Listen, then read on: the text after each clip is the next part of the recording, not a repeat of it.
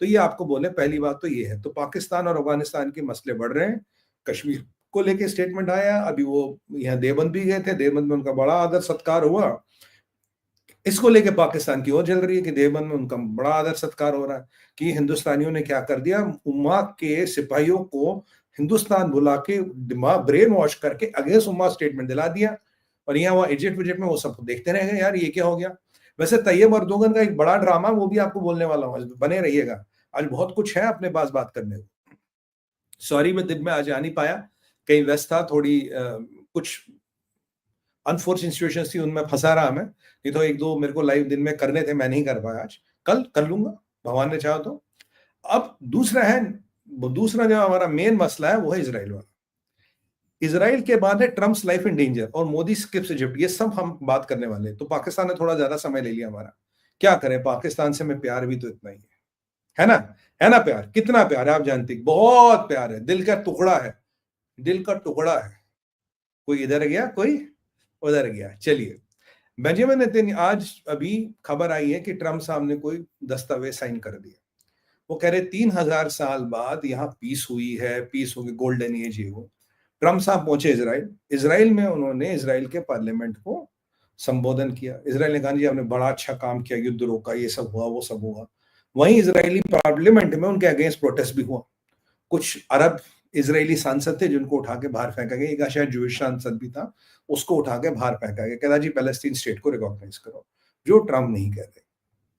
20 hostages 7-7 के batch में दिए गए, 2000 करीब 1900 प्रिजनर्स मेरे हिसाब से अब तक इसराइल ने रिलीज कर दिए, जिनमें से 250 वो ड्रेडेड प्रिजनर्स थे जिनकी हम बात कर रहे थे।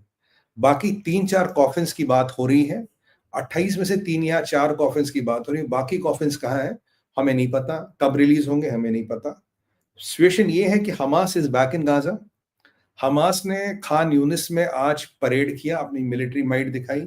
खान यूनिस वगैरह जितने भी क्षेत्र थे वो वापस हमास के पास आ गए हैं। हमास का काडर कम हुआ, कमजोर हुआ, but Hamas is back with complete arms and armoury पूरा। और हमास कहता है ये हमारा क्षेत्र है। कोई भी डिसआर्मेंट हमास का नहीं हुआ, हमास ने कोई पीस डील साइन नहीं की, और हमास वहीं बैठा गाजा में, ट्रंप के सामने गाजा में बैठा हमास ने कुछ नहीं किया। फिलहाल इसराइल में खुशियां कि 20 होस्टेज वापस आ गए। हम भी उनके घर वालों को बहुत शुभकामनाएं देते हैं, हमारी भी बड़ी दिल्ली तमन्ना थी कि वो वापस आए। पर जो लोग वापस गए हैं, I am sorry to say, more Jewish blood will be spilled. मेरे को ये बड़ा दुख होता है कहते हुए, पर ये सच्चाई है ना, more Jewish blood will be spilled, क्योंकि इनमें से 2500 ऐसे लोग हैं जो हर एक छोटा छोटा हमास खड़ा कर सकता है। तो इसके इनके जाने का मतलब है more Jewish blood will be spilled, इसको कोई नहीं रोक सकता। Sorry, we can not stop it even if we want, क्योंकि ये ट्रंप ने इसराइल को फंसा दिया। ये ट्रंप ने इसराइल बेंजामिन नेतन्याहू को टैग 22 को पोजीशन पर खड़ा कर दिया, और उन्होंने उनको एक बस वो पीस प्राइस और वो पीस कर ढूंढ गई जी, मैंने 8 वॉर स्टॉप कर लिए। इस चक्कर में वो ट्रंप घूम रहा है और इसी चक्कर में सारा ड्रामा रचा गया। Ultimately it is not over. और बेंजामिन नेतन्याहू वो सारे औपचारिकताएं वगैरह गई, फिर वो वहां इजिप्ट पहुंचे, फतह अल सीसी कह रहे भाई आप ही रोक सकते हो, क्योंकि हर एक को एक ट्रंप की कमजोरी पता लग गई है कि भाई इसकी तारीफ कर दो, इसकी 2-4 तारीफ कर दो, चने के झाड़ पर चढ़ जाता है। कहते बस आप ही हो मालिक जो ये लड़ाई रोक सकता था, आप नहीं होते तो लड़ाई ही रुकती। भाई घंटा लड़ाई रुकी, Hamas is back in Khan Younis. क्या रुका, व्हाट हैज चेंज्ड? हमास वापस आ गया, गाजा के लोग वापस आ गए, they are arming up again. और बेंजामिन नेतन्याहू को इसमें एक स्टेटमेंट आता है with all those celebrations and all going on. Benjamin Netanyahu कहते हैं कि militarily war is not yet over, लड़ाई अभी खत्म नहीं हुई। इसराइल की जो राइट विंग पार्टीज है वो कहती लड़ाई खत्म नहीं हुई है। इसराइल के जो फाइनेंस मिनिस्टर है और जो इंटरनल सिक्योरिटी मिनिस्टर है, उनका स्टेटमेंट है, it's a matter of time, अभी लड़ाई फिर कल परसों तरसों फिर शुरू होगी, बिकॉज हमास को डिसमेंटल करना हमारा ऑब्जेक्टिव है। क्योंकि प्रॉब्लम ये है, अब आपने फलस्तीनी छोड़ दिए शायद पूरे, आपको 4 बॉडीज का पता, बाकी बॉडीज का पता नहीं, और ये लड़ाई फिर शुरू होने वाली है।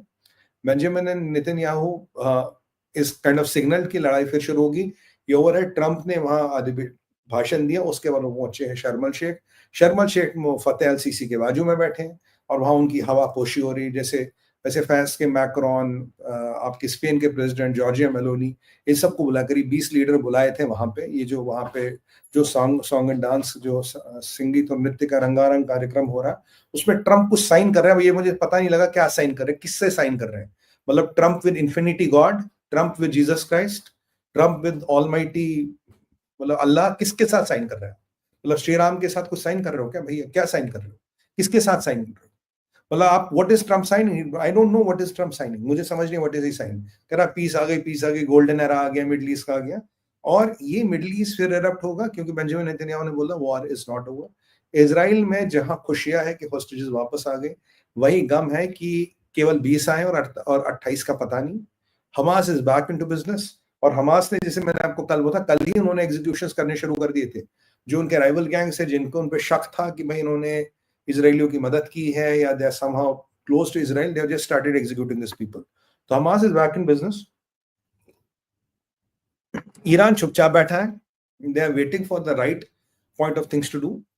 ईरान को लेके एक बड़ा खुलासा, बट मैं हो सकता कल सुबह इस पे लाइव कर दूं, आपको बता दूं, I am still digging into the facts कि एक बड़ा खुलासा आया है ईरान को लेके, and something is briefing in Iran which is big. और ये कहानी है। और ओवरऑल मुझे लगता है कि Israel has been betrayed by Trump. मुझे लगता है Israelis have been betrayed by Trump. Kushner का को जो पैसा गया है अरबों का, that has done the job.